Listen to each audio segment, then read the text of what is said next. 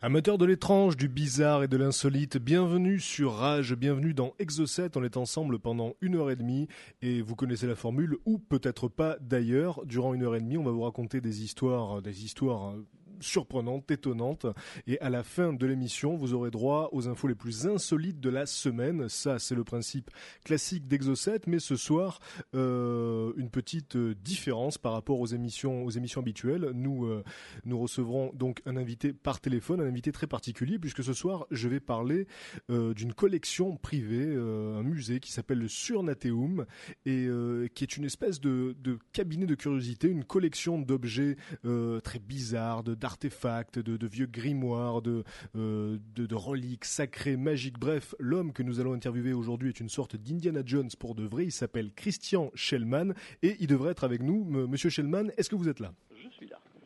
Eh bien, bonsoir. Donc, j'espère que la description que j'ai faite, donc assez succincte de votre musée, correspond un petit peu à l'idée que vous en faites. Ça correspond à l'esprit, de toute façon.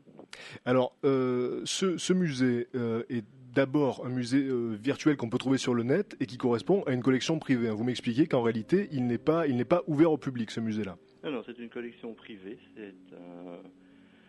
Ça appartient à un collectionneur qui conserve l'anonymat. Oui. Et nous prêtons cependant des pièces à des expositions publiques où nous organisons des expositions nous-mêmes dans certains cas sur certains sujets.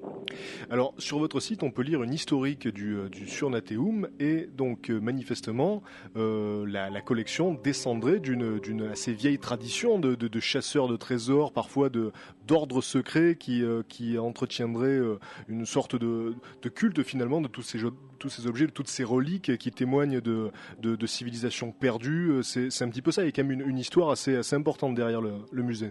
Oui. Elle date de plus de 120 ans, disons. À peu près ça. Alors, est-ce que vous pouvez justement nous expliquer un petit peu l'historique du musée ? Ça part de quel événement ? Ça part pas d'événements particuliers, c'est-à-dire qu'aux alentours de la fin du 19e siècle, il y a énormément d'expéditions qui se font à gauche et à droite dans le monde, et les gens ramènent des pièces d'origine magique et autres, oui, qui parfois provoquent certains troubles chez des individus, et un collectionneur qui se spécialise dans ce genre d'objets se met à les récupérer. Alors bon, ce type d'objet-là, ce type d'artefact, la plupart du temps, quand on y pense, on pense nécessairement à la malédiction de Toutankhamon, par exemple, oui. qui a donc provoqué une espèce de peste, qui a décimé quasiment tous les aventuriers qui étaient là pour trouver cette 23 personnes, d'après la légende. Voilà, donc ça c'est un petit peu le cas le plus connu du grand public, mais oui. Est-ce qu'il y a beaucoup d'autres pièces comme celle-là qui seraient responsables donc d'une sorte de malédiction ? Il y en a tout un tas autour desquels tournent les malédictions, comme le diamant Hope. Ouais. Puis, dans le musée, évidemment, nous conservons les pièces non seulement à titre culturel, mais en même temps pour essayer de voir comment le mot magie se transmet d'une génération à l'autre et ce qu'il comprend, ce que l'on peut interpréter par ce terme. Et donc parmi les pièces que vous conservez dans cette collection, justement, est-ce qu'il y a des objets, des reliques dangereuses ?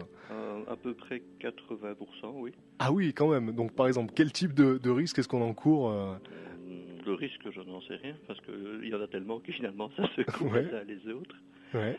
Mais on a, par exemple, parmi les plus anciennes reliques maléfiques, on a une très belle tablette d'imprécation de la 4e, 5e dynastie égyptienne, donc il y a 4500 ans d'ici après, et qui est une tablette en terre crue qui devait être brisée, et sur laquelle il y a inscrit les noms des cibles qui sont les tribus au-delà de la 3e cataracte du Nil, donc... D'accord. À l'époque, c'est des Nubiens. Ah oui, donc c'est vraiment le type d'objet qu'on peut retrouver dans certains films d'aventure. C'est pour ça que je parlais d'Indiana Jones. Oui, tout à fait. Parce que c'est des objets parfois millénaires, auréolés comme ça de mystère.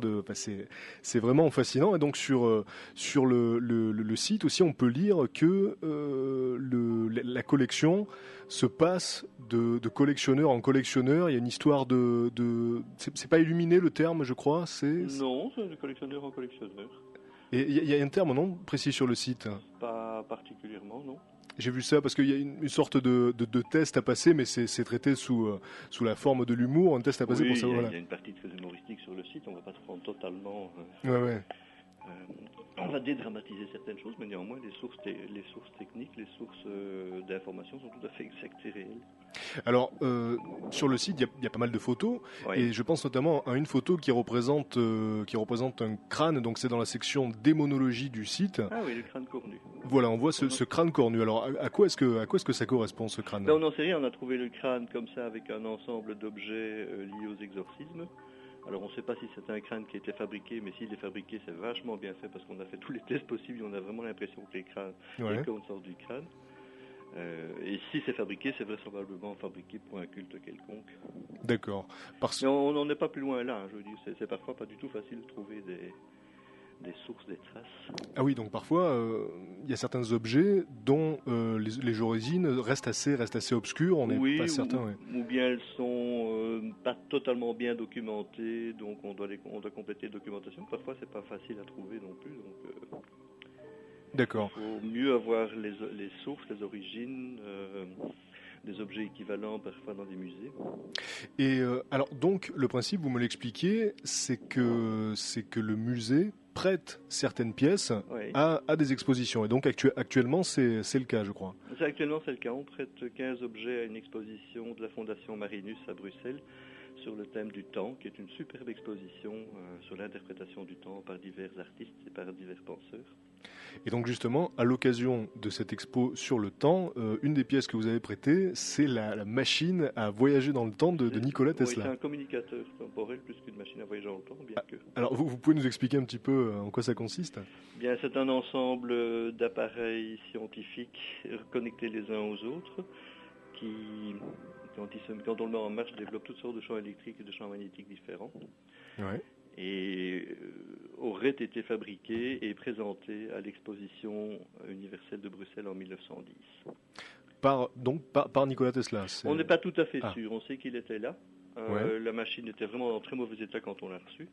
Et c'était tel scope qui avait marqué dessus qui restait. Donc nous on l'appelait temporisoscope, mais ça aurait pu être un Teslascope. Mais vraisemblablement à l'époque c'est le seul scientifique d'un niveau à pouvoir fabriquer un concept pareil. Voilà, parce que Nikola Tesla, c'est ce scientifique visionnaire qui a inventé des centaines d'objets parfois. Et donc il s'intéressait à de C'est lui qui a inventé le courant alternatif entre autres. Voilà, donc il y a des découvertes qui sont plus connues que d'autres. Et donc sur le site, quand vous parlez de cet objet, vous dites qu'il a déjà provoqué des troubles du réel. Donc est-ce que c'est à prendre sur le mode humoristique? Parce que chaque fois qu'il provoque un trouble du réel, le réel semble changer. Donc il est probable, j'ai toujours bien probable qu'il était la cause de l'explosion de l'exposition universelle. Parce que quand on a réussi à situer l'endroit où l'exposition a été détruite, elle était détruite en très très grosse partie, c'est exactement à l'endroit où se trouve le lieu de l'expérience sur place, c'est-à-dire le bureau du Druc d'Ursel, à côté de la section électricité. C'est le seul endroit logique et plausible pour faire cette expérience d'ailleurs. Alors sur le site, parce que donc j'explique aux auditeurs qui ne connaissent pas forcément votre site, d'ailleurs je rappelle l'adresse, c'est surnateum.org, surnateum.org, et le site est divisé en plusieurs sections, comme un musée finalement, et on peut y trouver la section démonologie, la section cryptozoologie, etc., reliques, et donc dans la section cryptozoologie, est-ce qu'on trouve d'authentiques créatures qui auraient été capturées, ce genre de choses? En cryptozoologie, le terme lui-même vient de Bernard Revelmans, belge, décédé il n'y a pas longtemps, qui s'intéressait finalement aux animaux cachés, cryptiques, dont on n'a pas de traces directes, mais des traces indirectes, mais qui prouveraient l'existence de l'animal. Donc on a des traces plus ou moins réelles, c'est-à-dire on a effectivement tout un équipement de chaman népalais avec une drôle de patte qui fait vraiment penser à une patte de Yéti.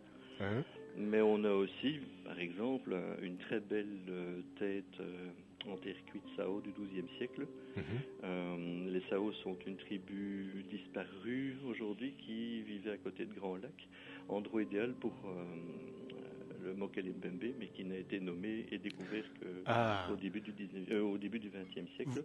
Or, quand on voit la terre cuite, qui date du XIIe siècle, c'est vraiment une tête de dinosaure. Alors, vous parlez du Mokele Mbembe. Il se trouve que dans l'émission, on a déjà parlé de cette créature-là, puisque donc parfois on aborde des thèmes qui relèvent de la cryptozoologie. Et donc, le Mokele Mbembe, c'est un petit peu le monstre du Loch Ness africain, qui est beaucoup moins connu du grand public, mais africain aquatique. Voilà, mais qui regroupe sur un siècle une infinité de témoignages et parfois des éléments particulièrement troublants. Et donc, je crois savoir qu'il y a certains chercheurs qui estiment que si une créature de cet ordre-là doit exister, il y a plus de chances que ce soit là justement qu'ailleurs, par exemple qu'en Écosse ou ailleurs, parce que donc toutes les zones n'ont pas été totalement explorées. Oui. Et vu qu'elle date du XIIe siècle, on a fait une recomposition de l'Afrique à l'endroit où elle aurait pu se trouver à ce moment-là. Et toutes les conditions sont requises, c'est-à-dire un lac d'une profondeur moyenne de 5 mètres maximum à certains endroits, dans lequel la bestiole peut se baigner et ne pas couler, par exemple. En fait, c'est un endroit, c'est un terrain idéal par rapport à ça. Voilà, et la pièce est vraiment impressionnante, quoi. C'est une petite tête. Ouais. Et donc sur le site, on peut voir aussi une pièce, moi, qui m'a particulièrement intéressé. Donc c'est ce kit de chasseur de vampires. Ah oui, c'est un de mes objets favoris. Alors, est-ce que vous pouvez nous en parler ? C'est un kit de chasseur de vampires datant de la fin du 19e siècle. En fait, il était assemblé à la fin du 19e siècle parce que les pièces sont antérieures à ça. Qui comporte, c'est un coffret en chêne à 2 étages avec sur l'étage supérieur un crucifix, des reliques sacrées, le produit du docteur Blomberg s'injecter en cas de morsure de vampire.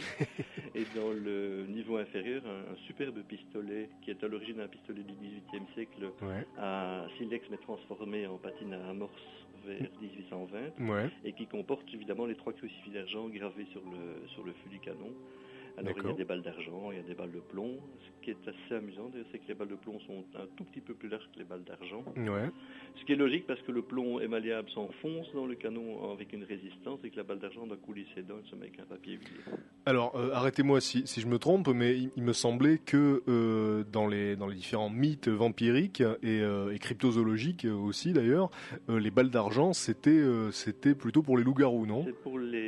C'est le plus ancien mythe connu des usages de balles d'argent, c'est pour tirer dans les nuages pour faire tomber les sorcières. Ah d'accord, alors là vous voyez. Or le vampire est la succession de la sorcière, puisque la chasse à la sorcière disparaît vers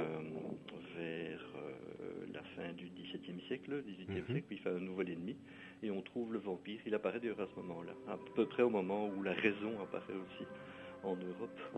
Et est-ce que c'est dans cette pièce-là qu'on retrouve un fragment de la croix du Christ ? Non, ça c'est dans l'équipement de Sin-Eater. Et donc, alors qu'est-ce que... mangeur de péché. C'est une vieille tradition galloise. Ouais. Et là, par exemple, le fragment est très très bien documenté, donc on sait exactement d'où il vient, parce qu'il y avait des notes à côté manuscrites, et on peut retracer effectivement tout le trajet de la fuite d'une relique considérée comme un morceau de la vraie croix. Après la Révolution française. Et alors, donc, concernant cette pièce, est-ce que vous pouvez nous expliquer un petit peu dans quel contexte elle était utilisée Lequel Le Sin-Eater. Le Sin-Eater, le mangeur de péché. Oui. C'est une tradition qui en fait été développée, je pense, dans les mines au pays de Galles ou en Cornouailles, enfin dans ces régions-là, antérieures au 19e siècle de toute façon. Ouais. Et qui était une sorte de saint-sacrement donné rapidement ou à quelqu'un qui n'avait pas l'occasion d'avoir un prêtre ou dont les péchés avaient été trop excessifs. On engageait soit un pauvre air qui passait par là, soit quelqu'un qui était spécialisé dans ce genre de rituel. Ouais. Le corps était soit mis à l'extérieur, soit gardé en chambre. Le Sin-Eater, le mangeur de péché, venait poser sur la poitrine du mort un morceau de pain, du sel, et il avait soit un verre de bière, soit un verre de vin, et il avalait les péchés du... D'accord. Et puis il recevait 6 peines, il était éjecté à coups de pied dehors, parce qu'il avait pris les malédictions de tout le monde sur le dos. Et alors, concernant le kit de chasseur de vampires, alors à votre avis, est-ce que c'est une pièce qui a été créée de manière artistique ou alors est-ce que vous pensez qu'elle a vraiment servi? Vu l'état du pistolet, il a vraiment servi. Ah ouais? Et, et donc vous pensez que ce pistolet, il a servi à tuer qui? Des gens qui étaient pris pour... pas du bon côté du pistolet. Ouais. Vous pensez que c'était des gens qui étaient pris pour des vampires ou... Je sais qu'il a servi en tout cas. Je veux dire, il est clair que ce pistolet a tiré. Donc, Ouais. et c'est un pistolet très pratique. Je veux dire, c'est pas un objet décoratif ou un mauvais vieux pistolet comme on trouve parfois. D'accord. C'est vraiment une arme. C'est à partir d'une arme d'officier ou de gendarme, je crois, d'époque. Qui est donc une arme qui doit tirer très bien, qui a un calibre énorme d'ailleurs. Très bien. Alors, Monsieur Shellman, on va marquer une première pause dans cette Oui. émission. Et donc, on se retrouve juste après pour parler encore de certaines pièces particulièrement mystérieuses et donc de votre musée Surnateum. Donc, Monsieur Shellman, en première partie de l'émission, on a évoqué certaines pièces qu'on pouvait trouver dans votre collection. Donc, est-ce que vous, il y a quelques pièces donc auxquelles vous tenez tout particulièrement ou qui représentent quelque chose de très particulier pour vous? Ma pièce préférée est de loin la boîte de magie. Ouais. Qui est un coffret d'illusionniste, et peut-être le plus beau qui existe. Ouais. Et qui était ma première pièce qui m'a mis en contact avec le Surnateum il y a de ça longtemps. Parce que je précise, on l'a pas dit, mais donc vous êtes magicien, vous êtes aussi magicien. Je suis aussi magicien, absolument. Et alors donc cette boîte de magie, qu'est-ce qu'elle a de particulier? Elle est entièrement composée avec des objets ayant été dans les mains des plus grands, enfin des plus connus des magiciens du XXe siècle. Ouais, du type Houdini, etc. Enfin, Non, c'était non, pas un magicien. Excusez-moi. Des bons magiciens. Excusez-moi, oui, tout à fait. Oui. Non, des perles d'ivoire qui ont été manipulées par Vernon. Ouais. Des foulards cousus par Sledini, qui était le maître de la misdirection, des détournements d'attention. Ouais. Des gobelets de style Paul Fox, qui fut vraiment celui qui a rénové le style des gobelets pour les joueurs de gobelets. Et c'est une tradition dans le Surnateum d'être lié à l'illusionnisme. D'accord. Peut-être le divertissement des magiciens, somme toute. Et donc j'expliquais que vous étiez magicien, mais sur le site, donc on peut lire une biographie un petit peu, et on apprend que vous êtes diplômé de l'ISEP, qui est donc l'institut pour le... Non, ça c'est une petite plaisanterie. Ah, c'est une blague, d'accord. L'ISEPK existe vraiment, mais c'est l'Institut supérieur d'éducation physique. Ah oui, d'accord, non, parce que sur le site j'explique aux éditeurs, donc oui, non, mais on a une pointe d'humour à certains moments. C'est l'Institut du secret de l'ésotérisme. Alors moi j'ai cru que c'était exact. Et alors je suis vraiment diplômé de l'ISEPK, mais c'est l'Institut supérieur d'éducation physique et de kinésithérapie. D'accord. Par contre, est-ce que vous êtes vraiment expert en close combat? Pardon? Oui, absolument. Ah oui, là, tout à fait. C'est vrai, par contre, d'accord. Ah oui, tout à fait, absolument. Et alors, donc sur le site, on peut lire que vos capacités en close combat vous ont permis de réussir certaines transactions. Oui, ça aide parfois. Enfin, disons c'est déjà arrivé. C'est laisser marcher sur les pieds. Vous pouvez par exemple nous raconter une transaction qui a été un petit peu délicate? Non, disons que le physique laisse parfois des discussions de côté. Ouais. Et alors comment ça se passe quand vous faites l'acquisition d'une pièce? En règle générale, plutôt bien. Mais généralement, qui possède ce genre de pièce-là? Ça c'est n'importe qui en fait. C'est-à-dire que soit ce sont des descendants de gens qui ont été liés à l'occultisme, à la magie, soit ce sont souvent des pièces ethnographiques, donc qui voyagent. Par exemple, l'année passée était l'année de la remise en état des collections d'instruments divinatoires africains. Ouais. Et donc on a dû trouver des spécialistes, des gens sur place qui connaissaient très bien chacun des objets. Nous avons par exemple 50 pièces de ce type différentes dans le musée qui sont vraiment passionnantes. D'accord. Et parfois ce sont des objets antiques. Alors l'avantage par exemple des objets de style égyptien magique traditionnel, c'est que ce ne sont pas des objets nécessairement esthétiques, mais des objets plutôt culturellement intéressants. Ouais. Donc ça nous permet de les acquérir, disons, à un prix cohérent. Et est-ce que parfois donc, des gens viennent vers vous pour vous proposer l'acquisition de pièces C'est arrivé, oui, tout à fait. Ouais. C'est arrivé. Il y a pas mal de gens qui savent ce que je cherche, donc il y a des liens entre différents collectionneurs. Et puis nous avons d'autres pièces parfois à échanger aussi. Et alors donc, vous nous parliez de ce coffret de magie. Est-ce qu'il y a une autre pièce, par exemple, qui a été particulièrement difficile à obtenir ou qui a... Le plus dur, c'était de retrouver le pistolet du coffret de tueur de vampire. Ça a pris des dizaines d'années. Ah, parce que donc il était séparé de ce coffret de chasseur de vampires. On n'avait plus le pistolet, il a fallu le retracer. D'accord. Ah oui, donc ça a dû Je vous prendre rappelle pas mal aussi que les histoires sur le site sont réelles, mais à certains moments elles décalent aussi très légèrement. Ah ouais. C'est en rapport avec le réalisme magique qui est une tradition belge. Ah, le réalisme magique, et qu'on peut relier directement à Jacques Bergier, vous en parlez aussi sur le site. Oui, Jacques Bergier, mais à Jean Rey, Thomas Owen, Michel de Gelderode, en fait, les grands fantastiqueurs belges. Voilà, On alors, leur rend un petit hommage d'une certaine façon, parce que finalement c'est eux qui parlaient de ces pièces, de ces objets, et puis c'est nous qui les avions. Jacques Bergier, qui est un personnage particulièrement étonnant, qu'on a déjà évoqué dans cette émission, Ouais. qui était donc à la fois espion, alchimiste, spécialiste du fantastique, de l'ésotérique, etc., et qui apportait un petit peu le flambeau en Europe Oui, tout à fait. de Charles Fort, un petit peu, c'est ça. Oui, absolument. Et donc je crois aussi que vous parlez justement de Charles Fort sur le site. Oui, c'est le grand compilateur de tous les phénomènes étranges au XIXe siècle. Hein. Ouais. Il a écrit plusieurs recueils d'ailleurs, je crois. Oui, qui on regroupent... les trouve sous un recueil complet qui s'appelle The Complete Forte en anglais, qui est une énorme brique. Et donc Charles Fort, c'est un petit peu le Fox Mulder du 19e siècle. Donc il faisait une liste de tous ces faits bizarres, inexpliqués. Oui, il faisait une liste des faits bizarres. Il ne collectionnait pas les objets. Hein. Voilà, les faits bizarres, donc comme nous d'ailleurs on le fait à la fin d'Exo7. D'ailleurs je vous invite à écouter la fin de l'émission après le sujet sur le musée. Et donc je crois savoir que après avoir compilé comme ça des milliers de faits, parfois il les a brûlés, il en a brûlé une partie. Il semblerait, oui. Il en a brûlé une partie, et puis finalement, donc, ces faits sont apparus dans divers recueils, et aujourd'hui il y a une revue qui s'appelle le Fortean Times, qui s'inspire directement de ses travaux, de l'esprit de Charles Fort en fait, hein, et qui traite donc de tous ces sujets un petit peu maudits dont on parle pas forcément avec sérieux, des sujets inexpliqués, fantastiques, bizarres que nous on affectionne ici dans l'émission.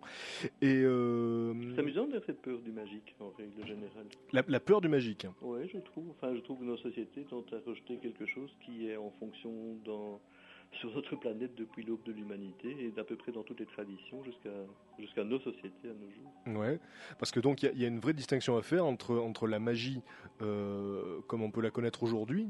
Quand on parle de magie aujourd'hui, c'est l'illusionnisme, c'est la prestidigitation finalement. Oui, c'est un monde, en fait pas nécessairement, parfois pas spécialement séparés, mais bon. Parce que la magie antique, donc, c'était l'exploitation de certaines forces naturelles. C'était l'objectif, en tout cas, c'était de manipuler des forces comme ça invisibles.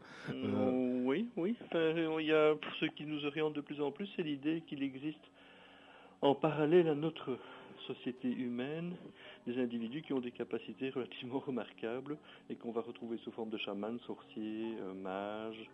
Dans différentes traditions, et qu'il existe un certain nombre de rites, depuis des rites orphiques jusqu'à des formes de rites plus récentes qui peuvent développer certaines capacités chez l'individu.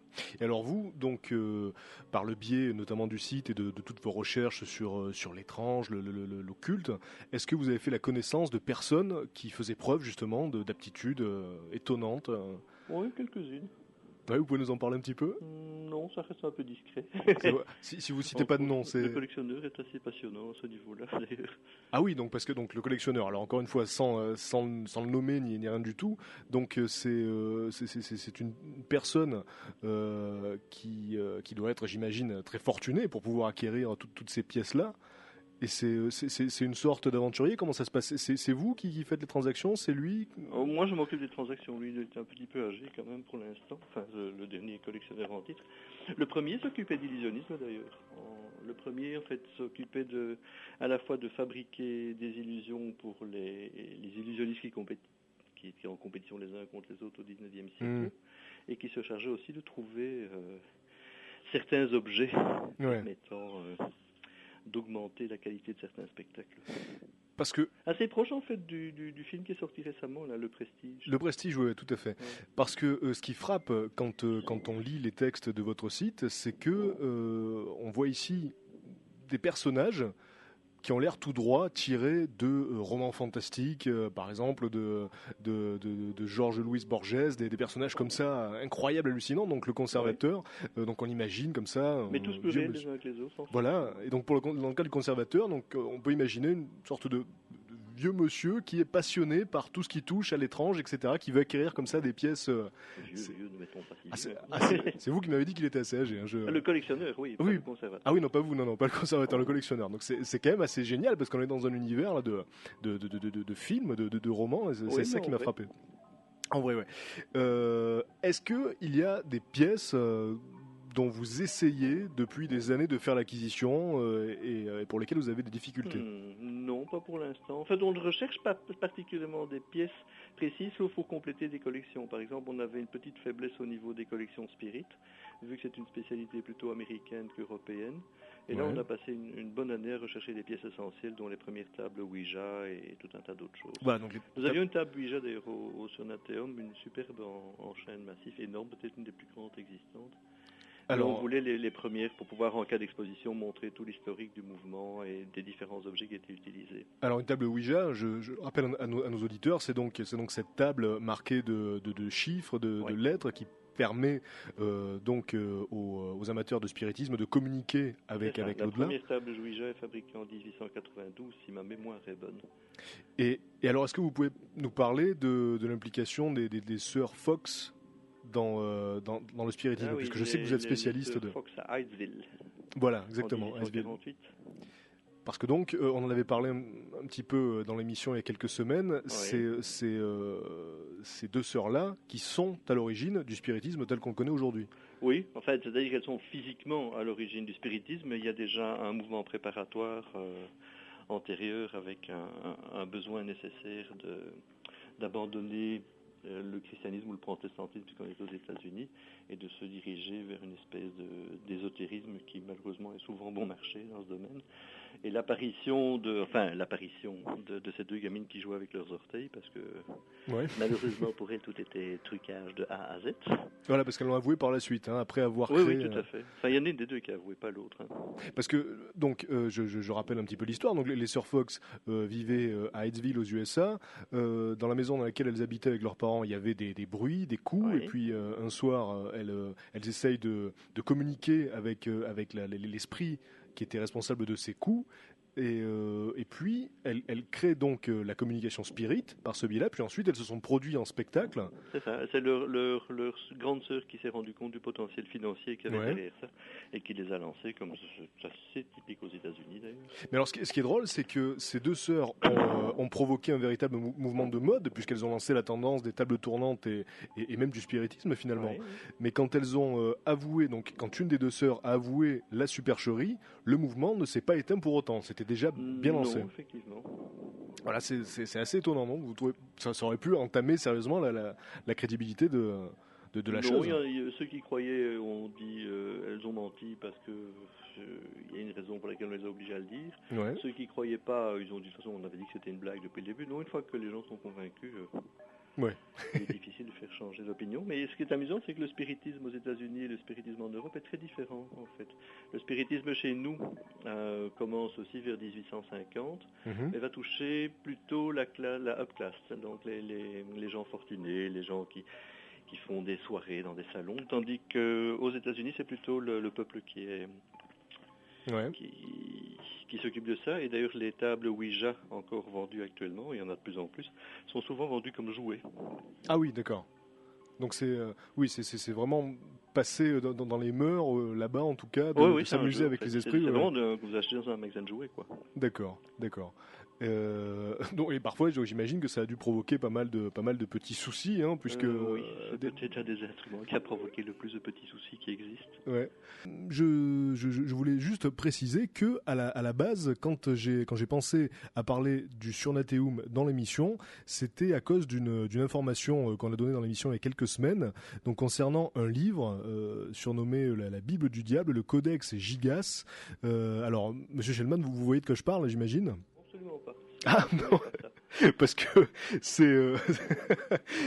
c'est vraiment l'exemple même de la pièce qu'on imagine dans un film façon Indiana Jones, un film d'aventurier. Donc c'était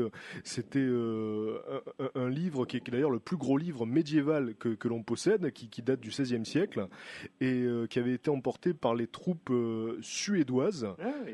Vous voyez ce que je veux dire ou non? Oui, je commence à voir. Ok, d'accord. Voilà, il avait été pris donc au XVIe siècle par les troupes suédoises et là il a été ramené à Prague pour une exposition exceptionnelle pendant quelques mois. Et donc ce livre est énorme. Il y a une infinité de précautions autour du bouquin pour qu'il soit pas abîmé, pour qu'il soit surtout pas volé. Donc il est hors de prix. Et sur ce livre, on peut voir donc un énorme démon dessiné sur une page parce qu'il y a une légende derrière ce livre. Si on l'appelle la Bible du diable, c'est parce que le moine qui l'aurait écrite aurait passé un pacte avec le démon pour réussir à l'écrire en une nuit. Donc voilà, quand j'ai vu cette pièce, j'ai fait le rapprochement avec le musée. Donc est-ce que c'est pas le genre d'objet que vous aimeriez un petit peu avoir dans le musée? Bien entendu, mais bon, c'est comme le livre des Kells. Mais bon, il était un petit peu à Dublin pour l'instant et on a vraiment beaucoup de mal à aller le piquer sur place. Bah alors justement, est-ce que vous pouvez nous en dire un petit peu plus sur ce livre des Kells? C'est le livre qui sert de base à tous les graphismes celtiques, Ouais. qui est unique en son genre d'ailleurs, qui se trouve à l'université de Dublin. D'accord. Et donc ça fait partie de ces livres hors de prix. C'est-à-dire que c'est strictement impayable et c'est strictement inachetable aussi, parce que ça appartient quand même. Oui, c'est le patrimoine de l'humanité, quoi. Oui, c'est ça, tout à fait. Parce que donc sur le site du Surnateum, on voit une section connaissances oubliées et livres maudits. Oui, on en a quelques-uns aussi. On a toute une série de grimoires, dont ma pièce préférée reste le calendrier magique de Kroos et Horasie. Alors, vous pouvez nous expliquer de quoi il s'agit? C'est un calendrier de forme assez allongée, rectangulaire donc assez allongé, dessiné et écrit par Kroos et Horasie, peintre et poète, et produit par la maison L'Art Nouveau à Paris. D'accord. 22 rue de Provence, si ma mémoire est bonne, oui. Et qui est en fait un véritable almanach magique, qui est une des plus belles pièces qui existent dans les collections de grimoires magiques. Et il a 15 pages, donc 12 représentant les mois et 3 autres complémentaires. Et il n'en existe que très très peu d'exemplaires connus. Je crois qu'il y en a maximum 7, je crois, encore en circulation. Et on a eu 777 à l'époque de fabriquer. Et est-ce que parmi votre collection de grimoires, il y en a de très anciens? Vous avez en tête l'âge du plus ancien? Les plus anciens écrits en rapport avec la magie ou les malédictions, c'est cette fameuse tablette d'imprécation. On a des bols à démons babyloniens aussi. Ah oui, babyloniens, carrément. Oui, mais ça c'est 5e siècle après Jésus-Christ. D'accord. Et qui étaient des bols à incantation.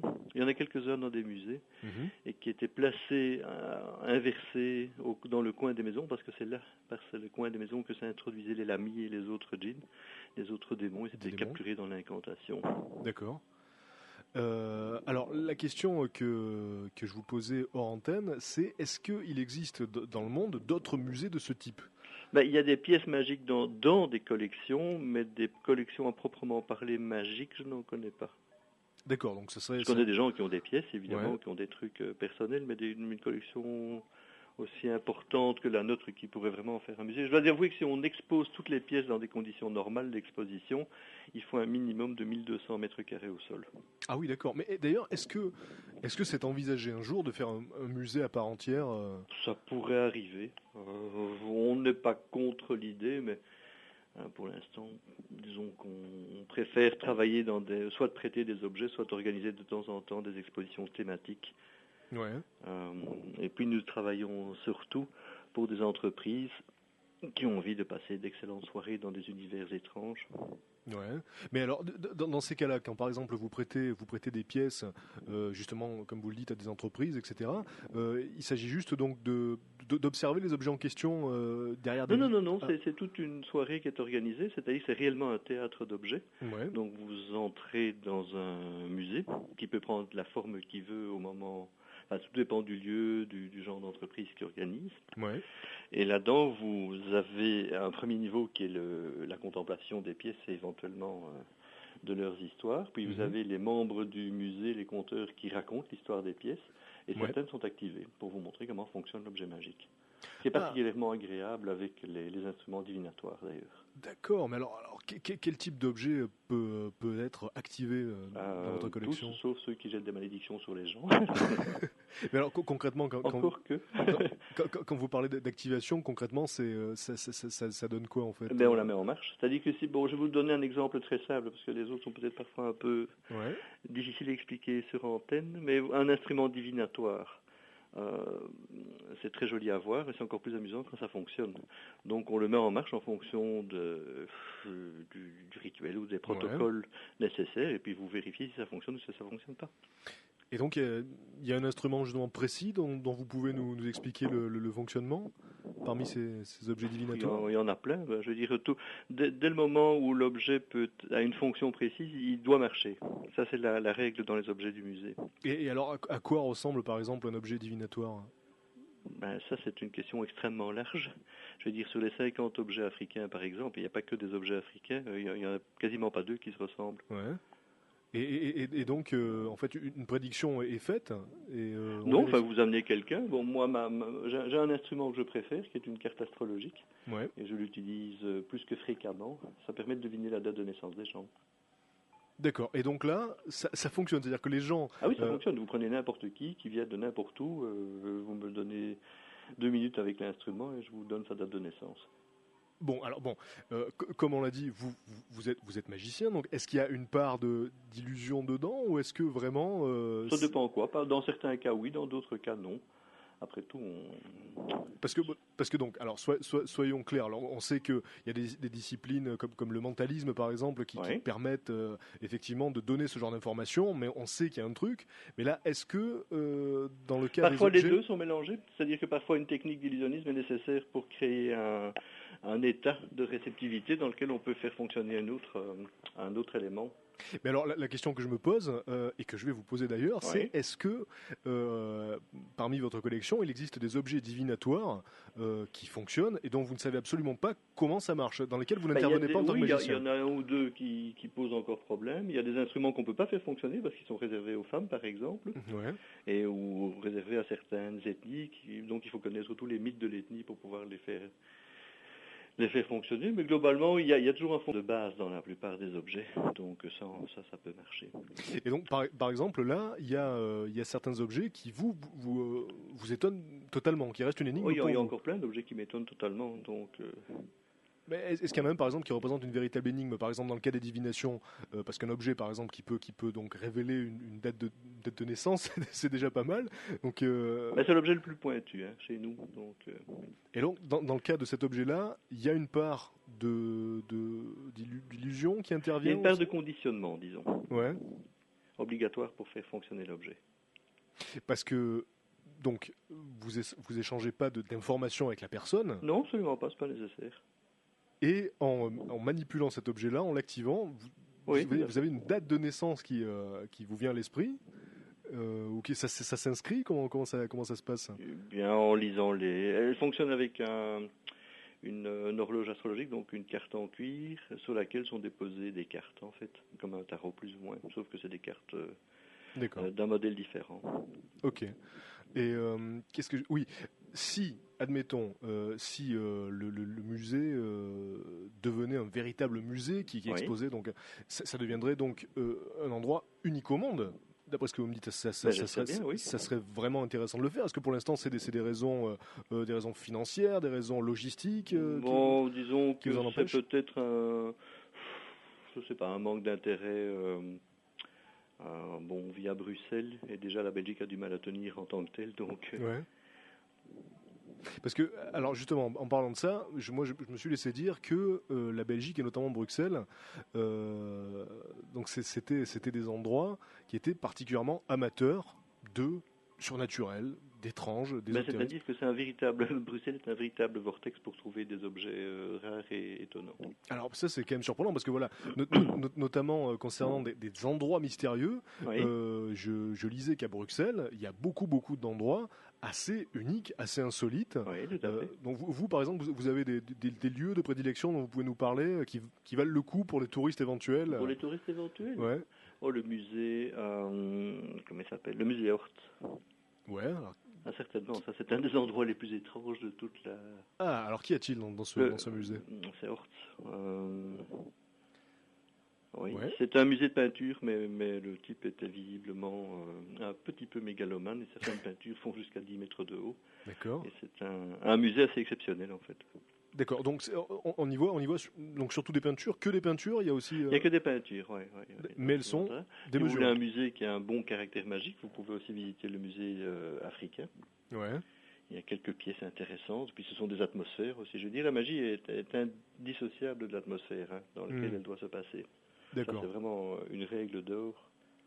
Donc si vous deviez conseiller par exemple à des touristes qui cherchent justement à faire du tourisme magique, du tourisme étrange, Bruxelles, ça serait une destination de prédilection en Europe. Bruxelles est oui, enfin il y a Prague aussi qui est qui est la ville des alchimistes. Je pense que chaque grande ville a son légendaire. Donc et donc c'est d'ailleurs à Prague que actuellement réside, comme je le disais tout à l'heure, fameuse Bible du diable. Donc effectivement, voilà. Eh bien, Christian Schellmann, merci beaucoup pour cet entretien. Voilà. Donc j'espère que parmi les auditeurs qui nous écoutent, il y en a certains qui comptent se rendre en Belgique bientôt et qui iront vous voir. Alors, est-ce qu'il y a possibilité, vous m'expliquez, oui, par invitation, de venir voir les pièces? C'est très rare que nous invitons, mais il y a moyen de voir pour l'instant une série de nos objets à l'exposition sur le temps de la Fondation Marinus. D'accord. Ah oui, donc voilà. vous allez sur albertmarinus.org et vous avez toutes les informations nécessaires quant au lieu et aux dates de l'exposition. Et on est quand même prêteur de 15 pièces dans cette superbe exposition. Merci beaucoup. Je rappelle l'adresse de votre site, c'est surnateum.org. Voilà. Donc un musée unique au monde, manifestement, comme vous nous le disiez. Christian Schellmann, merci. C'est l'heure de passer aux infos insolites de la semaine dans Exo7. Alors les infos insolites, vous le savez ou vous ne le savez peut-être pas, si vous nous écoutez pour la première fois, ça arrive aussi. C'est le meilleur de tout ce qui s'est passé d'étrange, de bizarre à la surface de la planète durant la semaine. Et on démarre tout de suite avec une histoire qui fait assez froid dans le dos, selon la manière dont on l'apprend. C'est un biologiste américain qui s'appelle Craig Venter qui est parvenu à réaliser en laboratoire un chromosome de synthèse. Et donc ça, c'est le premier pas vers la création d'une forme de vie artificielle. Alors, selon le biologiste lui-même, il s'agit d'un pas philosophique capital dans l'histoire de nos espèces. Et alors, cet homme-là, c'est pas non plus le premier venu, puisque c'est un des pionniers du séquençage du génome humain. Vous savez qu'on a déchiffré l'intégralité de notre patrimoine génétique. Et donc, il explique que nous sommes en train de passer de la lecture du code génétique à la capacité de l'écrire. Donc, on est en train de devenir des dieux, grosso modo. Et il dit donc que ça nous donne la possibilité de faire des choses qu'on n'avait jamais envisagées possibles avant. Alors, évidemment, ça déclenche des réactions, notamment de celle du directeur de l'ETC Group, qui est une organisation canadienne de bioéthique, il s'appelle Pat Mooney, et il dit que le châssis sur lequel il sera possible de construire pratiquement n'importe quoi vient d'être fabriqué, vient d'être créé par Craig Venter, et donc selon Pat Mooney, donc ça peut apporter sa contribution à l'humanité, bien sûr avec de nouveaux médicaments par exemple, mais c'est aussi une énorme menace potentielle avec la création d'armes biologiques, et puis donc là on parle vraiment de création de formes de vie artificielles qui n'existent pas, qui viennent de laboratoires, donc évidemment ça fait un petit peu flipper, mais je pense qu'on en entendra parler davantage dans les semaines et dans les mois à venir. On continue avec une info qui nous vient des États-Unis, que vous avez peut-être entendu d'ailleurs si vous avez écouté tout à l'heure. Il y en aura pour tout le monde, je suis venu un petit peu teaser sur Exo7, et donc je parlais de cette histoire qui est arrivée à un homme de 41 ans qui s'appelle Scott Masters et qui risque 30 années de prison pour avoir volé un donut. Voilà, alors bon. Il s'appelait pas Homer ? Voilà, c'était pas Homer Simpson, c'est Scott Masters. Alors voilà pourquoi. Alors en réalité, il a glissé le donut dans son t-shirt et là, il aurait poussé la caissière du magasin où il est allé voler ce donut. Et à partir de là, ce vol est devenu un vol aggravé avec agression et donc il encourt du coup 15 années de prison maximale. Mais comme il avait des antécédents, qu'il avait déjà un casier, Monsieur Masters... Il avait déjà volé des beignets. Sûrement, ou des crêpes. Il risque 30 années de prison pour un donut, je le rappelle. Et le comble dans cette histoire, c'est qu'il n'a même pas mangé le donut. Parce qu'il l'a jeté quand il s'est enfui. Il n'a même pas mangé. C'est-à-dire qu'il risque de passer 30 ans de tôle sans avoir même le goût du donut. Non, mais là, je pense qu'il aura rien. C'est impossible qu'il le condamne. J'espère, en tout cas, on va la suivre de près cette affaire-là, parce que évidemment, ce que disent les policiers, c'est que c'est pas le donut qu'on condamne, c'est l'acte. Mais lui il dit qu'il a jamais poussé personne. Donc voilà, j'espère quand même, effectivement, qu'il va s'en sortir avec au maximum une amende, mais même 6 mois de prison, ça me paraît assez cher payé pour un donut. Toujours aux États-Unis, toujours d'ailleurs une histoire d'arrestation. Un homme qui s'est rendu dans un supermarché et qui a demandé à la caissière de lui faire le change sur un billet d'$1 million. Voilà, alors voilà, sûrement. Alors la police explique que l'homme est devenu agressif quand le manager du supermarché a confisqué le billet et qu'il a refusé évidemment de lui faire la monnaie. Alors là, le mec est devenu fou, il a cassé un distributeur automatique de billets et il a refusé de donner son nom à la police. D'ailleurs, il n'avait pas de papier sur lui et il a donc été inculpé d'agression d'une part et de fabrication de fausses monnaies d'autre part. Parce que je rappelle quand même, au cas où, qu'il n'y a pas de billet d'$1 million en Amérique, puisque le maximum depuis 1969 c'est $100. Voilà, donc on pense que ce billet, cet homme-là l'a récupéré d'une sorte de happening qui avait été organisé par un groupe religieux, donc avec des faux billets d'$1 million et manifestement il était fâché que ça ne fonctionne pas. Mais attends, mais il devait vraiment être à la masse, le mec. Ah grave, oui, à mon avis c'était pas un prix Nobel, pour croire que ça fonctionnerait quand même. $1 million, pas mal. Et on continue avec une histoire qui s'est passée en Australie. Des médecins australiens qui ont révélé mercredi avoir administré 3 jours de suite un traitement très particulier à un touriste italien. Vous allez voir, ce touriste était âgé de 24 ans. Et il avait été transporté dans un hôpital du nord du Queensland en Australie, donc il y a 2 mois, après avoir ingéré un poison dans une tentative de suicide. Alors les médecins de l'hôpital Mackie Bays lui avaient administré de l'alcool pharmaceutique, voilà, l'alcool que vous pouvez trouver en pharmacie, pour inverser les effets du poison, parce que ça fait office d'antidote. Mais lorsque les stocks d'alcool de l'hôpital ont été épuisés, ils sont allés chercher une caisse de bouteilles de vodka pour poursuivre le traitement. Et donc le patient, il a reçu l'équivalent de 3 verres de vodka par heure pendant 3 jours. Oh, il devait être bien beau. Voilà, dans l'unité de soins intensifs. Alors, ce que disent les médecins, c'est que comme il était dans le coma quand on lui administrait cette vodka-là, quand il s'est réveillé, la gueule de bois était déjà passée, parce qu'effectivement, il était bourré, mais dans le coma. Donc il s'en est pas aperçu. Voilà. Ah, il doit avoir une migraine quand même. Ça devait être assez douloureux, mais par contre, donc les responsables de l'hôpital ont tout à fait soutenu cette démarche. Apparemment, c'était la seule manière possible de le tenir en vie. Donc voilà, il a survécu. Et ils l'ont sauvé grâce à la vodka. Donc ça, c'est... voilà, c'est pas une démarche à refaire à la maison quand même. Évitez ce genre de truc. Chérie, je bois pour me sauver. Voilà, on marque une première pause dans les infos insolites d'Exo 7. Restez avec nous pour la suite et la fin juste après avec des infos de foufou. Suite et fin d'Exo 7. Ce soir, l'émission était consacrée au musée Surnateum. Si vous avez raté la première partie de l'émission, donc ce musée qui se trouve à Bruxelles, c'est une collection privée dans laquelle il y a des objets bizarres, magiques, hantés, uniques au monde. Donc voilà, on avait reçu le conservateur de ce musée au téléphone pour nous en parler. Et là, tout de suite, c'est la suite et la fin des infos insolites de la semaine. Donc on était à Sydney. Juste avant la pause musicale, on se retrouve à Londres pour une histoire d'art contemporain encore. On en parle pas mal ces dernières semaines dans l'émission. Donc là, ça se passe à la Tate Moderne de Londres, donc une galerie d'art. Et donc cette galerie a inauguré lundi dernier une nouvelle installation qui consiste en une crevasse de 167 mètres de long, qui symbolise donc, selon l'artiste, qui s'appelle Doris Salcedo, la fracture entre les Blancs et le reste de l'humanité. Alors le truc, c'est que cette crevasse, elle est assez impressionnante, pour avoir vu les photos, 167 mètres de long, c'est pas mal, crevasse creusée à même le béton de la galerie, et 3 personnes qui s'étaient approchées trop près de la crevasse ont trébuché lundi soir, et elles ont dû recevoir des soins du personnel du musée, parce que le musée donc met en garde contre les risques encourus à visiter cette œuvre, cette installation, mais ne prévoit pas d'installer de barrières de sécurité, parce que ça pourrait nuire à la perception de l'œuvre, donc...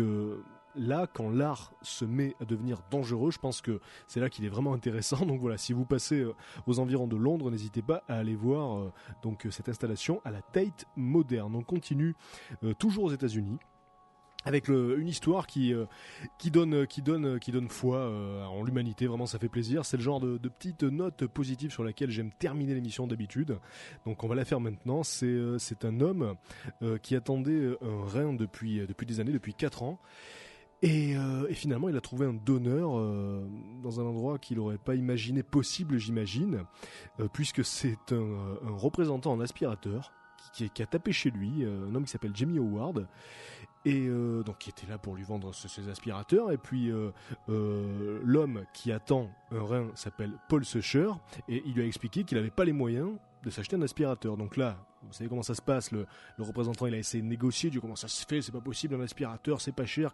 Alors l'autre lui a dit écoutez, j'ai de gros problèmes de santé, donc les traitements coûtent très cher, j'attends un rein, j'ai pas les moyens de dépenser de l'argent pour un aspirateur. Et alors là, Jimmy Howard, le VRP, explique qu'il a eu comme une espèce d'intuition, c'est quelque chose qui s'est imposé à lui, et il a proposé à l'homme, donc il ne connaissait ni d'Ève ni d'Adam, de lui donner son rein, donc c'est assez magnifique. Et alors évidemment, au début, les docteurs du Colorado, ça se passe dans le Colorado, les docteurs trouvaient cette affaire un petit peu louche. Ils pensaient qu'il y avait eu une transaction financière entre les deux hommes, que donc Monsieur Paul Secher lui avait proposé de l'argent pour lui vendre son rein, mais Monsieur Secher explique que les seules personnes qui vont se faire de l'argent dans cette histoire, c'est les chirurgiens, puisque ça va coûter $250 000 l'opération, donc voilà, ça coûte beaucoup d'argent. Et il y a aussi le fait que, avant de pouvoir donner ce rein, évidemment, il fallait s'assurer que le donneur était compatible, et il était parfaitement compatible, donc c'était absolument génial. Et donc voilà, ça y est, l'opération a été faite, et donc Monsieur Paul Secher aujourd'hui est tiré d'affaire, il est guéri alors qu'il aurait pu y rester. Voilà. On va terminer là-dessus. Voilà, c'est pas plus mal sur cette superbe histoire d'humanité et de générosité. Juste après, sur Rage, c'est la récréation, le meilleur des musiques locales, et on se retrouve la semaine prochaine. Bisous, bye bye. Exocet, le magazine de l'étrange et de l'insolite.